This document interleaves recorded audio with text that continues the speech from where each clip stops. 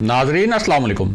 Inside news के नए programme के साथ मैं हूं इब्राहिम राजा और आज हम बात करेंगे कि पाक फौज ने अपने किस अहम तरीन जनरल के खिलाफ एक बहुत बड़ा कदम उठाया है। इस जनरल पर क्या संगीन नौयत का इल्ज़ाम है, इस जनरल के खिलाफ क्या कार्रवाई की गई है, ये पूरा सिलसिला कहां से और कैसे शुरू हुआ, इस मामले के मरकजी किरदार कौन हैं, ये किरदार मिलकर क्या कुछ करते रहे, इनका मंसूबा क्या था और उन्होंने क्या हिकमत अमली बना रखी थी। इस हिकमत अमली और मंसूबे को किन दो नुकात की वजह से इंतहाई खतरनाक करार दिया गया। अब ये मामला आगे किस तरफ जाएगा, इस सूरत हाल का फौज के हवाले से ओवरऑल इम्पैक्ट क्या होगा और क्या इस किस्म की मज़ीद कार्रवाई भी हो सकती है। अगर आप इन खबरों की तफसील जानना चाहते हैं और आने वाले दिनों में भी अहम मामला से आगाह रहना चाहते हैं तो हमारे चैनल को सब्सक्राइब कीजिए। और अब बात करते हैं आज के मौजू पर, यानी पाक फौज ने अपने किस अहम तरीन जनरल के खिलाफ कार्रवाई की है, इस जनरल पर किस किस्म के संगीन इल्ज़ामात हैं और इस मामले का असल सिरा किस तरफ जाता है। आपको इस इशू के मुतल्लिक चंद अहम हकायक और उनकी हैरान कुन तफसीलात बताते हैं ताकि आप इस पूरे मामले को अच्छी तरह और आसानी से समझ सकें। तो सबसे पहले आपको बताते हैं कि GHQ में क्या हुआ, यानी रावलपिंडी में जो फौज का हेडक्वार्टर है वहां क्या हुआ। तो मामला यह है कि जिस जनरल के खिलाफ कार्रवाई हुई उसके घर अचानक एक फौजी ऑफिसर को भेजा गया। उसकी एक खास वजह थी और वो वजह यह थी कि इस जनरल के मुतल्लिक कुछ अहम मालूमात इकट्ठी कर ली गई थी। इस फौजी अफसर ने इस जनरल को पैगाम पहुंचाया कि आपको फौरी तौर पर GHQ में तलब किया गया है। ये पैगाम मिलने के बाद ये जनरल GHQ पहुंच गए। जब ये जनरल GHQ पहुंचे तो उन्हें मालूम हुआ कि उनसे तहकीकात के लिए एक हाई प्रोफाइल और आला सतह की कमेटी बनाई गई है। इस कमेटी में कोर कमांडर लेवल के फौजी अफसर भी शामिल थे। इस कमेटी का मकसद इन जनरल से उनके एक मंसूबे के मुतल्लिक सवालात करना और उन सवालात के जवाबात हासिल करना था। जब यह जनरल उस कमेटी के सामने पेश हुए तो उनसे सख्त सवालात किए गए। इस जनरल पर इल्ज़ाम था कि उन्होंने रियासत के कुछ अहम राज लीक किए हैं। जब उनसे इस बारे में सवालात किए गए तो उन्होंने इन सवालात के क्या जवाबात दिए उसकी पूरी तफसील भी आपको बताते हैं और साथ ही आपको इस मामले से जुड़े चंद ताज़ा और नए इंकशाफात से आगाह करते हैं ताकि आप इस पूरे मामले का जो एक ख़ास किस्म का कॉन्टेक्स्ट है और जो सियाको सबाक है उस सियाको सबाक को भी अच्छी तरह जान सकें। तो मामला यह है कि इस जनरल पर जो इल्ज़ामात लगाए गए उनमें एक बैरूनी किरदार भी है। उन्होंने इस बैरूनी किरदार से मुलाकातें भी की। ये मुलाकातें बैरूने मुल्क होती रहीं। इनमें एक मुलाकात नेपाल के दारुल हुकूमत खटमंडो में हुई।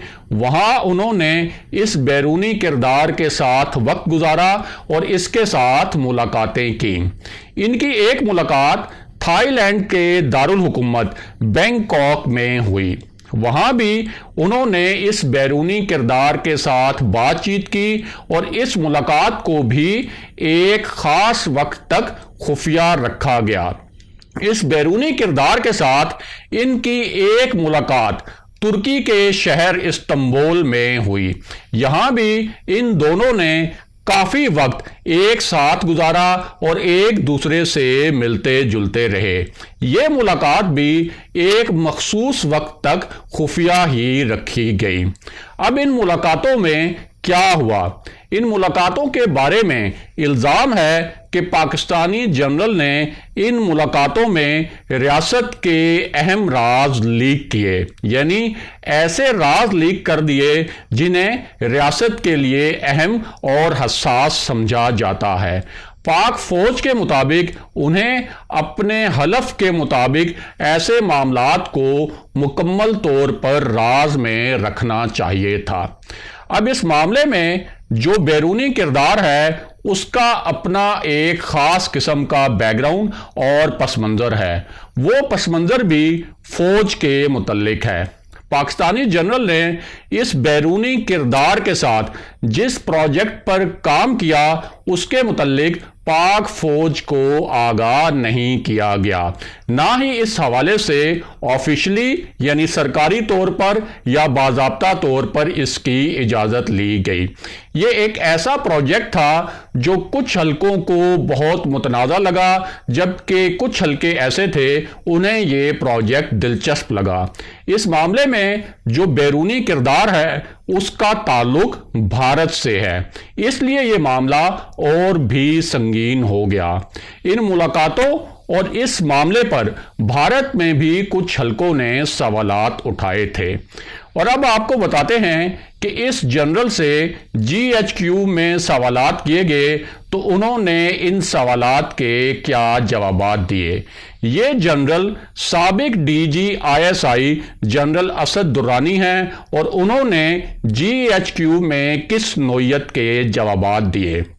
جنرل درانی کے مطابق ان سے کہا گیا کہ ان کی کتاب مارکیٹ میں نہیں آنی چاہیے۔ اس دوران جنرل درانی نے تحقیقات کرنے والے فوجی حکام کے سامنے اپنے پبلشر کو ای میل کی کہ اس کتاب پر کام روک دو، لیکن اس کے بعد کیا ہوا؟ اس کے بعد ہوا یہ کہ یہ جنرل یعنی جنرل درانی جب گھر پہنچے تو انہوں نے اپنے پبلشر کو ایک اور ای میل کر دی۔ اس ای میل میں انہوں نے کہا کہ میری پچھلی ای میل کو نظر انداز کر دو اور کتاب پر کام جاری رکھو۔ بعد میں جنرل درانی نے جی ایچ کیو کو بتایا کہ کتاب پہلے ہی مارکیٹ میں آ گئی ہے، لہٰذا اب کچھ نہیں ہو سکتا۔ یہ معاملہ ان کی کتابوں دی اسپائی کرونیکلز اور آنر امنگ اسپائز کے متعلق تھا۔ یہ کتابیں انہوں نے را کے سابق سربراہ ایس اے دولت کے ساتھ مل کر لکھیں۔ اب آپ کو بتاتے ہیں کہ جنرل درانی کے خلاف کیا بڑی کارروائی کی گئی ہے۔ ان کا نام جو ہے وہ تو پہلے ہی ای سی ایل میں ڈال دیا گیا تھا، یعنی ان کے بیرون ملک جانے پر پہلے ہی پابندی لگ گئی تھی، اور یہ پابندی اس وقت لگائی گئی تھی جب ان کی کتاب دی اسپائی کرونیکلز منظر عام پر آئی تھی۔ انہوں نے اپنی نئی کتاب آنر امنگ اسپائز میں افسانوی انداز میں میاں نواز شریف کے ایک ٹیلی فون کا ذکر بھی کیا۔ اس کے علاوہ انہوں نے فردی نام دے کر حاضر سروس اور ریٹائرڈ فوجی سربراہان کے متعلق بھی اپنی رائے، تجربات اور خیالات کا اظہار کیا۔ جنرل اسد درانی نے اپنی کتاب آنر امنگ اسپائز میں جنرل اسلم بیگ کو اکرم مغل کا فردی نام دیا۔ Army chief general Qamar Javed Bajwa کو اس کتاب میں جبار جٹ کا نام دیا گیا کیونکہ ان کا تعلق جٹ فیملی سے ہے۔ اس کتاب میں سابق army chief general Ashfaq Parvez Kayani کو راجہ رسالو کا نام دیا گیا۔ اس کی وجہ یہ ہے کہ کیانی راجپوت بھی کہلاتے ہیں۔ اس کتاب میں انہوں نے جنرل کیانی کو اپنا فیورٹ شاگرد قرار دیا، لیکن کچھ حوالوں سے ان پر سنگین تنقید بھی کی۔ اس کتاب میں پرویز مشرف کا نام گلریز شاہ رخ رکھا گیا۔ وزیر اعظم عمران خان کا نام اس کتاب میں خورشید قادری رکھا گیا، جبکہ نواز شریف کے لیے نوین شیخ کا نام استعمال کیا گیا۔ اب ان کی کتابوں پر یہ اعتراض نہیں اٹھایا گیا کہ انہوں نے اس قسم کے افسانوی انداز میں کیا لکھا، بلکہ اصل اعتراض یہ اٹھایا گیا کہ انہوں نے را کے سابق چیف سے ملاقاتیں کر کے حساس موضوعات پر گفتگو کیوں کی اور کچھ ایسے موضوعات پر کیوں لکھا جنہیں ریاست کے لیے حساس سمجھا جاتا ہے۔ اور اب بات کرتے ہیں کہ جنرل اسد درانی کے خلاف کیا نئی کارروائی کی گئی۔